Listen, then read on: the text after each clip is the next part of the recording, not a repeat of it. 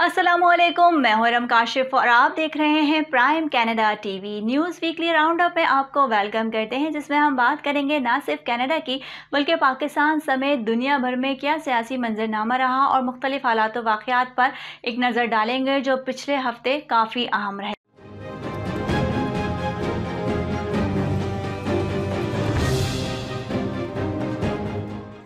7 ستمبر تک دوسرے ممالک سے مکمل طور پر ویکسین لگوانے والے مسافروں کو بھی آنے کی اجازت ہوگی۔ امریکی قانون سازوں انڈسٹری لابی گروپوں کے ساتھ ساتھ کینیڈا امریکہ سرحد کے ساتھ واقع کمیونٹیز کے ہفتوں کے دباؤ کے بعد وفاقی حکام نے اس پالیسی میں تبدیلی کا اعلان کیا ہے، کیونکہ وائرس کے خدشے کے بعد سے پالیسی کو بنانے والوں نے مارچ 2020 میں سرحد کو بند کرنے پر مجبور کیا تھا۔ 9 اگست کے بعد مکمل طور پر ویکسین لگوا لینے والے افراد کینیڈا میں داخل ہو سکیں گے اور ان کو قرنطینہ کرنے کی بھی ضرورت نہیں ہوگی۔ 7 ستمبر کے بعد دنیا بھر سے مکمل طور پر ویکسین لگوانے والے مسافروں کو کینیڈا آنے کی اجازت ہوگی، لیکن امریکہ اور دیگر ممالک سے آنے والے افراد کے لیے کرونا ویکسینیشن کا سرٹیفکیٹ اور کرونا ٹیسٹ کی منفی رپورٹ پیش کرنا لازمی ہوگی۔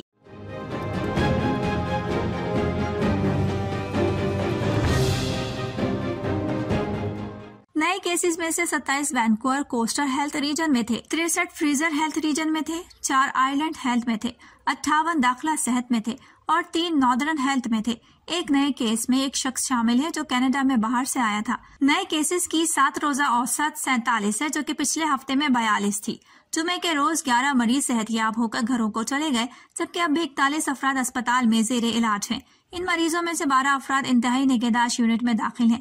صوبے میں کرونا وائرس کے 653 فعال کیسز ہیں۔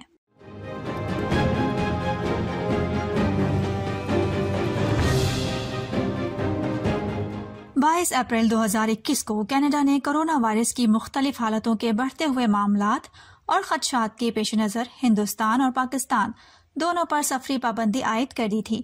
دونوں ممالک کی تمام مسافر اور کاروباری پروازیں معطل کر دی گئیں۔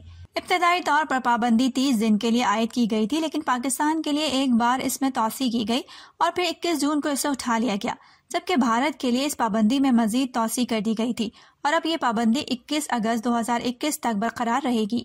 کینیڈین حکام کا کہنا ہے کہ 21 اگست کو حالات کا جائزہ لے کر دوبارہ پابندی کے بارے میں فیصلہ کیا جائے گا کہ اسے برقرار رکھا جائے یا اٹھا لیا جائے۔ کینیڈین وزیر اعظم جسٹن ٹروڈو کی جانب سے مسلمانوں کو عید الاضحیٰ کی مبارکباد دی گئی۔ Assalamu alaikum. Today, Muslims in Canada and around the world will mark the end of the Hajj and celebrate Eid al-Adha. This is a time for families and loved ones to pray, share a meal, and reflect on the lessons of sacrifice and show compassion for those in need. And for some, this Eid will mean finally being able to gather safely with friends and families. Now, I know that not everyone will be able to celebrate in person together, and that many are missing out on their first pilgrimage to Mecca. But if we continue to follow public health guidelines and get our COVID-19 vaccines as soon as it's our turn, we will beat this virus and we will be able to celebrate together next year. From the pandemic to the tragic murder of the Afzal family to the violent attacks against Black Muslim women across the country, this year has been difficult and painful for so many people. Islamophobia is real. Racism is real. And as you know too well, hatred has horrific consequences. نماز عید کے اجتماعات جامع مسجد فیضان مدینہ، Islamic centre of West Island, مکہ مسجد West Island اور اسلامک سینٹر آف کیوبک میں منعقد ہوئی۔ عید الاضحیٰ نماز کا ایک بڑا اجتماع university of Regina football field میں بھی منعقد ہوا۔ پروگرام صبح 6 بجے سے لے کر 7:20 تک جاری رہا۔ اس اجتماع میں 2000 تک افراد کو شرکت کی اجازت دی گئی تھی اور کرونا SOPs کو مد نظر رکھتے ہوئے ماسک لگانے کی پابندی پر سختی سے عمل کیا گیا۔ اس کے علاوہ مونٹریال کی جامع مسجد نوز مدینہ میں نماز عید کی 4 جماعتیں کروائی گئیں۔ پہلی جماعت 6 بجے جبکہ آخری جماعت 9 بجے ادا کی گئی۔ مسجد عثمان میں بھی نماز عید کا ایک بڑا اجتماع منعقد ہوا۔ ایڈمنٹن کی الرشید مسجد میں بھی نماز عید کے 2 اجتماعات منعقد ہوئے۔ پہلی نماز 9 بجے جبکہ دوسری نماز 10:30 پر ادا کی گئی۔ اس کے علاوہ جنوبی ایشیائی ممالک بھارت، بنگلہ دیش اور سری لنکا میں پاکستان کی طرح بدھ 21 جولائی کو عید منائی جائے گی۔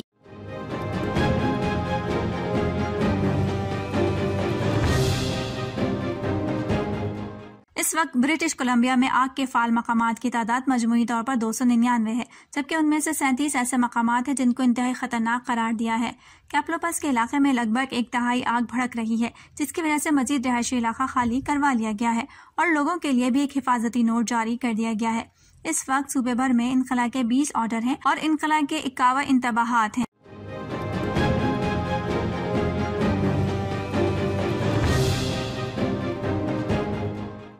ویکسین ٹریکر کے مطابق پیر کی شام تک پوری آبادی کے 50.2% افراد کو ویکسین کی دونوں خوراکیں مل چکی ہیں۔ آبادی کا 57% سے زائد جو اس ویکسین کے اہل ہیں 12 سال اور اس سے زائد عمر کے کینیڈین مکمل طور پر ویکسین لے چکے ہیں۔ اس دوران کم از کم ایک خوراک لینے والے لوگوں کی تعداد آہستہ آہستہ کل آبادی کا 70% یا اہل آبادی کے تقریباً 80% تک پہنچ رہی ہے۔ کرونا وائرس مکمل طور پر ویکسین لگوانے والے کینیڈا کی آبادی کا حصہ پہلی بار امریکہ سے آگے نکل گیا۔ امریکہ میں تمام امریکیوں میں سے صرف 48.6% افراد نے دونوں خوراکیں وصول کی ہیں۔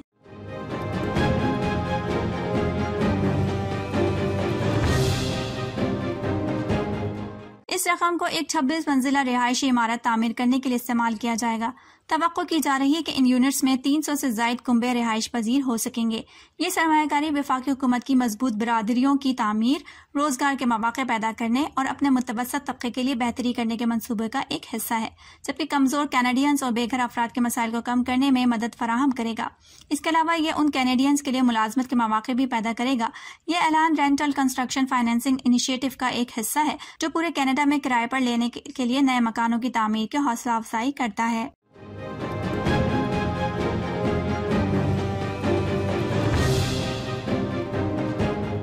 حکام کا کہنا ہے کہ مکمل طور پر ویکسین لگوا لینے والے افراد کو 9 اگست کے بعد کینیڈا میں داخلے کی اجازت دے دی جائے گی، کیونکہ ویکسین نہ لگوانے والے مسافر کورونا وبائی مرض کو پھیلانے کا باعث بن سکتے ہیں۔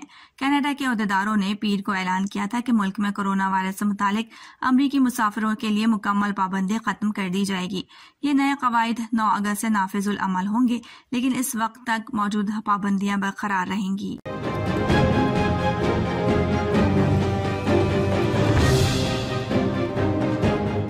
پیئرفونٹس کے میئر جم بیس اور ڈیڈیو شہر کے میئر ایلیکس اور ان کی ٹیم کی جانب سے مسلمانوں کے مذہبی تہوار پر مبارکباد کے پیغامات جاری کرنے پر مونٹریال کی مسلمان کمیونٹی نے نہایت خوشی اور مسرت کا اظہار کیا۔ کینیڈا میں حالیہ دنوں میں جاری اسلاموفوبیا کے واقعات کے بعد پیئرفونٹس کے میئر اور ڈیڈیو شہر کے میئر کی جانب سے شاہراہوں پر لگی ڈسپلے اسکرینز پر مبارکباد کے پیغامات جاری کر کے نہ صرف مسلمانوں کے دل جیت لیے ہیں بلکہ انتہا پسندوں کو بھی واضح پیغام دیا ہے کہ مسلمان کینیڈا کی کمیونٹی کا ایک اہم حصہ ہیں اور پرامن شہری ہیں، اور ان کی اہمیت بھی اتنی ہے جتنی کینیڈا میں بسنے والے کسی بھی اور مذہب سے تعلق رکھنے والے شخص کی ہے۔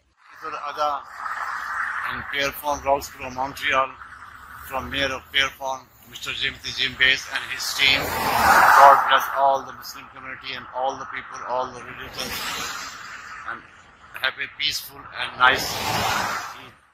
مونٹریال کی مسلم کمیونٹی نے شاہراہوں پر ان پیغامات کو دیکھ کر سوشل میڈیا کے ذریعے اس اقدام کو سراہا بھی اور میئرز کا شکریہ بھی ادا کیا۔ Thank you, Mr. Jim Bass and his team. God bless you all. Mr. Mayor Roxborough and Pierrefonds make Pierrefonds Muslim community and all over the world happy Eid day. Have a peace.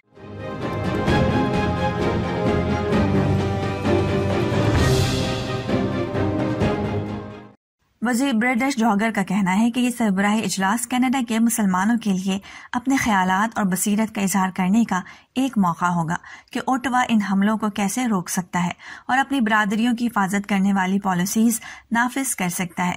وہ کہتی ہے کہ Islamophobia کے ذریعے نفرت انگیزی اور امتیازی سلوک کے خلاف اور مسلم کمیونٹیز کو بچانے کے لیے مزید کام کرنے کی ضرورت ہے، اور حکومت نے سربراہی اجلاس کے انعقاد کے لیے ملک میں مسلمانوں کی قومی تنظیموں کے ساتھ مل کر کام کیا جائے گا۔ اراکین پارلیمنٹ نے 11 جون کو لندن، انٹاریو میں ایک مسلمان کنبے پر گاڑی کے حملے کے چند ہی دن بعد جس میں 4 افراد ہلاک اور ایک 9 سالہ لڑکا شدید زخمی حالت میں زندہ بچ گیا تھا، متفقہ طور پر حکومت سے مطالبہ کیا تھا کہ وہ اسلامو فوبیا اور ہنگامی سربراہی اجلاس کو طلب کرے۔ حالیہ مہینوں میں البرٹا میں حجاب پہننے والے متعدد مسلم خواتین کو نفرت انگیز محرکات کے حملوں نے نشانہ بنایا گیا ہے۔ گزشتہ ستمبر میں ٹورنٹو کی ایک مسجد میں رضاکارانہ طور پر کام کرنے والے ایک مسلمان شخص کو چاقو کے وار کر کے ہلاک کر دیا گیا تھا۔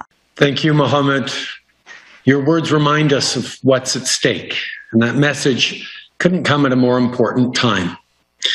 Because right now, we do have to fight for the kind of Canada we all want to see.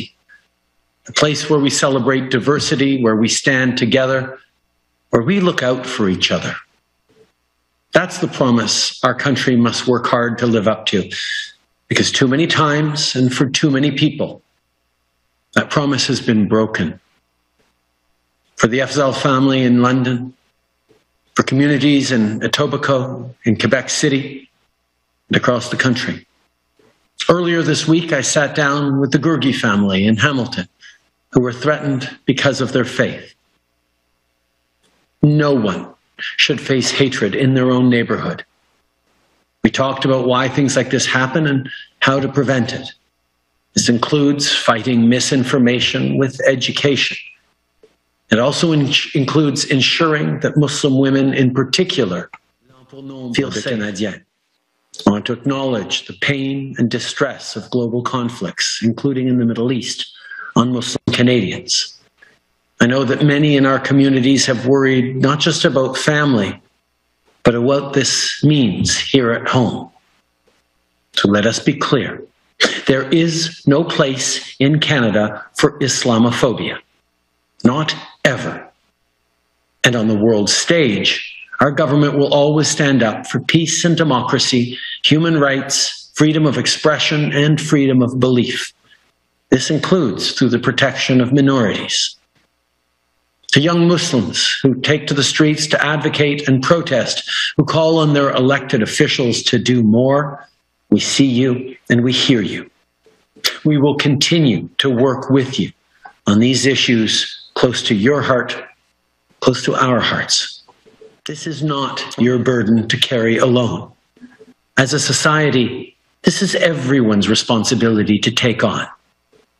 We know that over the past years, we've seen increasing examples of hatred and division online and in public discourse.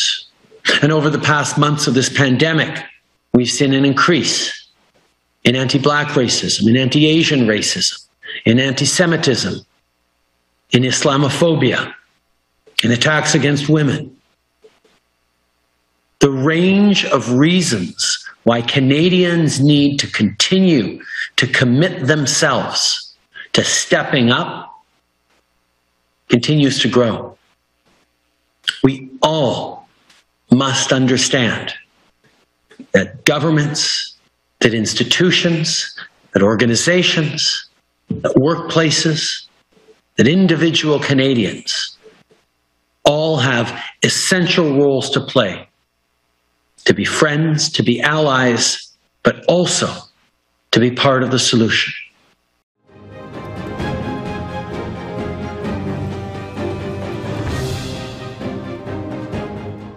Pakistan بھر میں مسلمان آج عید الاضحیٰ مذہبی عقیدت و احترام سے منا رہے ہیں۔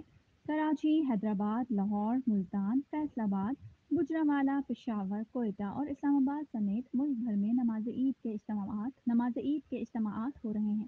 اس موقع پر حکومت کی لوگوں کو ماسک پہن کر مسجد آنے اور سماجی فاصلہ رکھ کر نماز ادا کرنے کی ہدایت پر عمل نہ ہونے کے برابر ہے۔ بارش کے باعث مینار پاکستان اور قذافی اسٹیڈیم میں نماز عید کی ادائیگی منسوخ کر دی گئی۔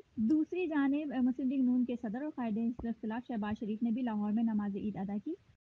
وزیر اعظم عمران خان کے مشیر قومی سلامتی معید یوسف اور آئی جی اسلام آباد کے ہمراہ پریس کانفرنس میں شاہ محمود قریشی نے کہا کہ حکومت پاکستان نے افغان سفیر کی بیٹی کے کیس کی تحقیقات مکمل کر لی ہیں۔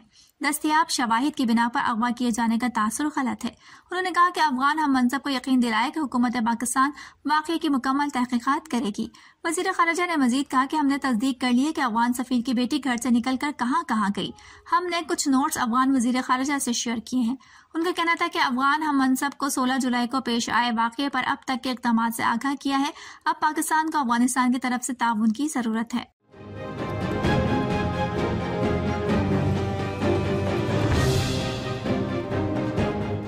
وزیر اعظم عمران خان نے کہا ہے کہ قربانی کا جذبہ عالمگیر حیثیت کا حامل ہے اور کوئی قوم اس وقت ترقی نہیں کر سکتی جب تک اس میں قربانی کا جذبہ نہ ہو. وزیر اعظم عمران خان کی جانب سے عید الاضحیٰ کے موقع پر قوم کے نام خصوصی پیغام جاری کیا گیا ہے. وزیر اعظم نے اپنے پیغام میں کہا کہ پاکستانی قوم اور عالم اسلام کو مبارکباد پیش کرتا ہوں. عمران خان نے کہا کہ ہماری معیشت درست سمت پر آ چکی ہے اور حکومتی اقدامات کے نتیجے میں معاشی اعداد و شمار حوصلہ افزا ہے. انہوں نے کہا کہ مختلف اسکیموں کے ذریعے لوگوں کو ریلیف فراہم کیا جا رہا ہے. وہ دن دور نہیں جب پاکستان ترقی یافتہ ممالک کے ساتھ شانہ بشانہ کھڑا ہوگا. عمران خان نے مزید کہا کہ انشاءاللہ قوم کا سر اقوام عالم کے سامنے فخر سے بلند ہوگا. آخر میں وزیر اعظم عمران خان نے پاکستان پائندہ باد کا نعرہ بھی لگایا. واضح ہے کہ پاکستان سمیت دنیا کے کئی ممالک میں آج عید الاضحیٰ منائی جا رہی ہے.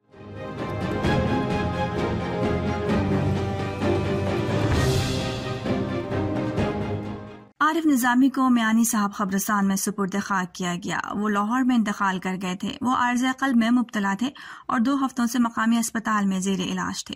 عارف نظامی اپریل 2013 میں عبوری کابینہ میں وزیر بھی رہے. صدر عارف الوی، وزیر اعظم عمران خان اور army chief general Qamar Javed Bajwa نے عارف نظامی کے انتقال پر تعزیت کا اظہار کیا. وزیر اطلاعات فواد چودھری، وفاقی وزیر داخلہ Sheikh Rashid, chairman senate Sadiq Sanjrani, governor Punjab Muhammad Sarwar, وزیر اعلیٰ پنجاب عثمان بزدار، قائد حزب اختلاف شہباز شریف، سابق صدر آصف زرداری، شہری رحمان، آصف کرمانی سمیت سیاستدانوں، صحافیوں اور مختلف شعبۂ زندگی سے وابستہ افراد نے عارف نظامی کے سوگوار خاندان سے دلی ہمدردی اور تعزیت کا اظہار کیا.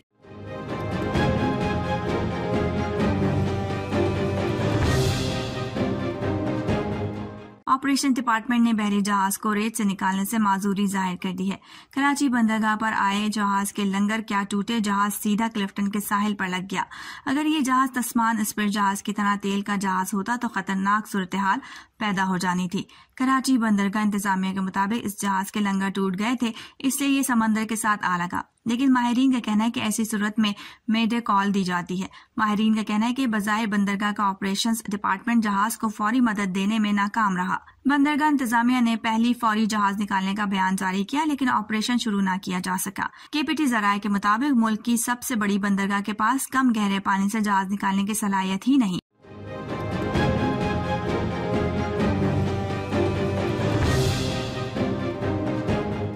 ترجمان NDMA کے مطابق فائزر ویکسین کی کھیپ وزارت صحت کے حوالے کر دی گئی ہے. دوسری جانب عید الاضحیٰ کے موقع پر ملک بھر میں کورونا ویکسینیشن سینٹرز 1 روز کے لیے بند کیے گئے. عید کے دوسرے دن سینٹرز میں ویکسینیشن کا عمل دوبارہ فعال ہو جائے گا. واضح ہے کہ پاکستان میں کورونا وائرس کی چوتھی لہر کے وار جاری ہیں. سماجی فاصلے، ماسک کو نظر انداز کرنے اور SOPs کی خلاف ورزیوں کے باعث پاکستان میں ایک بار پھر کورونا وائرس کی ہلاکت خیزیوں اور کیسز میں اضافہ جاری ہے.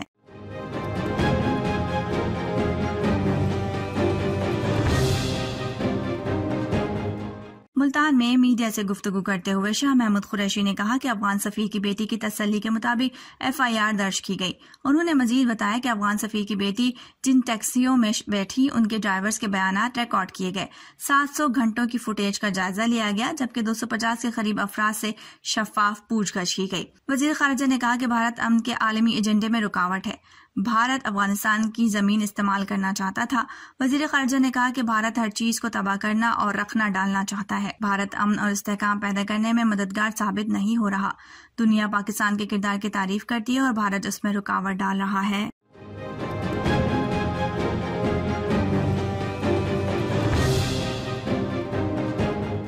واضح ہے کہ اسلام آباد میں 28 سالہ لڑکی کے ہولناک قتل کیس میں پیش رفت سامنے آئی ہے. پولیس نے مکان سے آہنی کلپ، خون آلود چاقو، پستول اور 100 سے زائد گولیاں برآمد کر لی ہیں. پولیس کا کہنا ہے کہ ملزم کے گھر سے پستول برآمد ہوا جس میں گولی پھنسی ہوئی تھی. گولی پھنسنے کی وجہ سے پستول نہیں چلا. SSP انویسٹیگیشن کا کہنا ہے کہ لڑکی کے قتل کے ملزم ظاہر کو موقع واردات سے گرفتار کیا گیا. گرفتار ملزم ظاہر جعفر کا تعلق بزنس فیملی سے ہے. برطانیہ سے پڑھ کر آیا ہے. ایس ایس پی نے کہا کہ جب ملزم کو گرفتار کیا اس وقت وہ نشے میں بالکل نہیں تھا. گرفتاری کے بعد ملزم مکمل ہوش و حواس میں تھا. پولیس کا کہنا ہے کہ ملزم برطانیہ یا جن ملکوں میں گیا وہاں سے بھی کرمنل ریکارڈ چیک کیا جا رہا ہے. مقتولہ اور ملزم کے والدین، ملزم کے گھر کے 2 سیکیورٹی گارڈز کے بیانات قلم بند کر لیے گئے ہیں. ایس ایس پی کا کہنا ہے کہ فورنزک ٹیم نے تمام شواہد موقع سے اکٹھے کر لیے ہیں. تمام شواہد مقتولہ اور ملزم کے سیمپل ڈی این اے ٹیسٹنگ کے لیے لیب ارسال کر دیے گئے ہیں.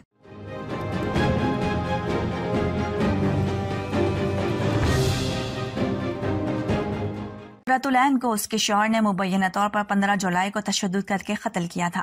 پولیس کا کہنا ہے کہ پوسٹ مارٹم رپورٹ آنے کے بعد چالان عدالت میں پیش کیا جائے گا. پولیس کے مطابق نسیم نگر تھانے کی حدود میں دریائے سندھ سے خاتون کی لاش ملی تھی.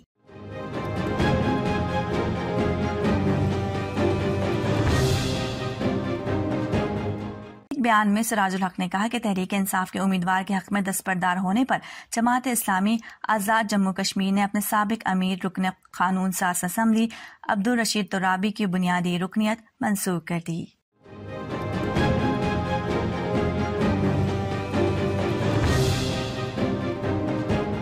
لاہور سے جاری کیے گئے ایک بیان میں مسلم لیگ نون کے صدر اور قومی اسمبلی میں قائد حزب اختلاف میاں شہباز شریف نے یہ بات کہی ہے. ان کا کہنا ہے کہ آزاد کشمیر کے عوام کے لیے تعمیر، ترقی، خوشحالی کے ایک نئے دور کا آغاز کریں گے. میاں شہباز شریف نے کہا ہے کہ آزاد کشمیر میں موٹر ویز، تعلیم، صحت اور عوام کی ترقی کے مثالی منصوبے لائیں گے. انہوں نے کہا کہ اللہ تعالیٰ کے کرم سے مسلم لیگ نون کے ساتھ کشمیر کی عوام نے تاریخی محبت کا اظہار کیا ہے.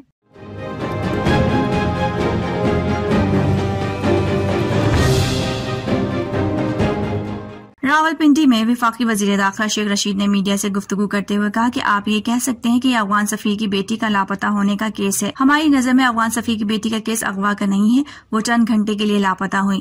شیخ رشید نے کہا کہ حکومت یہ کیس لڑے گی اور ان کا انتظار کرے گی کہ وہ آ کر شناخت کریں. ہماری تحقیق کے مطابق کسی ٹیکسی میں کوئی بندہ نہیں بیٹھا. افغان سفیر کی بیٹی نے 4 مقامی ٹیکسیاں تبدیل کی. اس کا مطلب یہ ہے کہ امن و امان کا معاملہ نہیں ہے. اصل گن جو ہے وہ میڈیا ہے. ہمارے پاس بڑے باصلاحیت لوگ ہیں اور وہ پاکستان کی خاطر اپنا وقت دیں.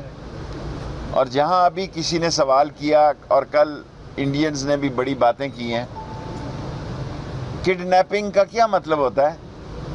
میں MA LLB ہوں، مجھے جو انڈین چینل بتا رہے ہیں کڈنیپنگ کا مطلب، مجھے پتہ ہے کہ اغوا کا مطلب کیا ہوتا ہے. اور جو اغوا کرتا ہے وہ کوئی پیسے مانگتا ہے، کوئی وہ مطالبے کرتا ہے، اس کی کوئی ڈیمانڈ ہوتی ہیں. یہ آپ کہہ سکتے ہیں کہ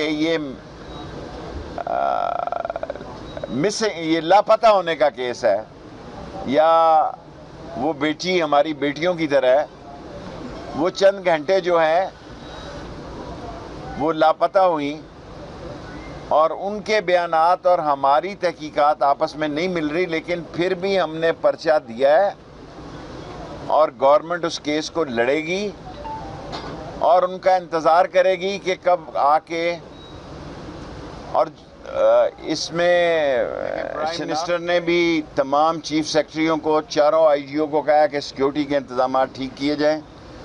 اور میں بطور وزیر داخلہ بھی یہ تمام لوگوں سے یہ کہنا چاہتا ہوں کہ آگے سے زیادہ جاگتے رہیں، چاق و چوبند رہیں، الرٹ رہیں، کیونکہ ہمارے خلاف ہائیبرڈ کی جو وار شروع کی جا رہی ہے، اس میں انشاءاللہ ہمارا نوجوان جو ہے، گلی محلے کا نوجوان جو ہے، ان کو شکست دے گا انشاءاللہ. صوبائی محکمہ پیڈو یعنی پختونخوا انرجی ڈیولپمنٹ آرگنائزیشن کی جانب سے چترال میں 54 چھوٹے پن بجلی گھر تعمیر ہو رہے ہیں، جن میں 11 بجلی گھر مکمل ہوئے. صوبائی وزیر اعلیٰ کے معاون خصوصی برائے توانائی تاج محمد خان رند نے ان بجلی گھروں کا افتتاح کیا. صوبائی حکومت کی جانب سے ان پن بجلی گھروں کا ٹیکہ AKRSP کو دیا گیا تھا، جن پر سال 2015 میں کام شروع ہوا تھا اور 1 ارب روپے کی لاگت سے 2021 میں مکمل ہونا ہے. صوبائی وزیر نے گرب چشمہ اور وادی کیلاش کے مختلف پن بجلی گھروں کا افتتاح کیا. ان کے ہمراہ وزیر اعلیٰ کے معاون خصوصی برائے اقلیتی امور وزیر زادہ کیلاش اور محکمہ پیڑوں کے افسران بھی موجود تھے۔ صوبائی وزیر کا کہنا ہے کہ چترال میں اتنی وافر مقدار میں پانی موجود ہے جن پر آسانی سے 3000 میگا واٹ تک بجلی گھر بن سکتے ہیں۔ ابھی جو ہمارے آئیڈینٹیفائڈ سائٹس ہیں، جس طرح میں نے آج چترال میں بھی بتایا، وہ تقریباً 3000 میگا واٹ کا چترال میں آئیڈینٹیفائی سائٹس ہیں۔ پیڑوں کے چیف ایگزیکٹو نعیم خان کا کہنا ہے کہ فیز 2 میں 21 اضلاع میں 672 پن بجلی گھروں پر کام شروع ہوگا۔ ہمارا فیز 2 ہے، اس میں ہم 672 پورے اپنے 21 اضلاع میں مزید اس طرح کے منی مائکرو سسٹم لگائیں گے۔ پروجیکٹ ڈائریکٹر کرنل محمد شاہد کا کہنا ہے کہ یہ سلسلہ مستقبل میں بھی جاری رہے گا۔ تو اس طرح کے وہ کنیکشن ہم دے رہے ہیں، کمرشل یوٹیلائزیشن بھی ہے اس کی، تو وہ چلا رہے ہیں، 500 کلو واٹ تک ہے اس سب میں جو انکلوڈیڈ۔ وزیر زادہ کیلاش کا کہنا ہے کہ ان بجلی گھروں کی تکمیل سے جنگلات پر بوجھ کم ہوگا۔ یہ جو آپ کو mini hydel power stations, power house جن کا آپ افتتاح کر رہے ہیں، اس سے بھی جو ہے لوگ لکڑی کے اوپر جو ڈیپینڈنسی ہے وہ کم ہوگا۔ سیاسی اور سماجی رہنما عبداللطیف کے مطابق اب لوگ لکڑی کی بجائے بجلی کا ہیٹر استعمال کریں گے۔ 56 میگا واٹ اگر ہم چترال کو دیتے ہیں، اپر اور لوور چترال کو، تو اس سے آٹومیٹکلی ایک تو ماحول دوست ہے، دوسرا جنگلات کی کٹائی 100% اس سے ہم روک سکتے ہیں، کیونکہ وہ ہمیں انرجی کی الٹرنیٹ سورس چاہیے، اور الٹرنیٹ سورس ہمارے پاس صرف اور صرف ہائیڈل پاور ہے۔ اب تک جو 11 پن بجلی گھر مکمل ہوئے ہیں ان سے 1.7 میگا واٹ بجلی پیدا ہوگی۔ صوبائی حکومت کی یہ نہایت احسن قدم ہے جو ان علاقوں میں بہتے پانی پر چھوٹے چھوٹے پن بجلی گھر بنا رہے ہیں جہاں وابڈا کا نیشنل گریڈ سے ابھی تک بجلی فراہم نہیں کی گئی ہے۔ واضح ہے کہ پیڑوں کی فی یونٹ بجلی کا نرخ وابڈا کی نسبت نہایت سستا اور موزوں ہے۔ چترال کے لوگ ان بجلی گھروں پر خوشی کے اظہار کے ساتھ ساتھ یہ بھی مطالبہ کرتے ہیں کہ ان کو مفت یا ارزان نرخ پر بجلی دی جائے تاکہ جنگلات کی بے دریغ کٹائی روکا جا سکے اور وہ کھانا پکانے اور خود کو گرم کرنے کے لیے بجلی استعمال کر سکے۔ چترال سے bureau chief Gul Ahmad Farooqi, Prime News, Canada.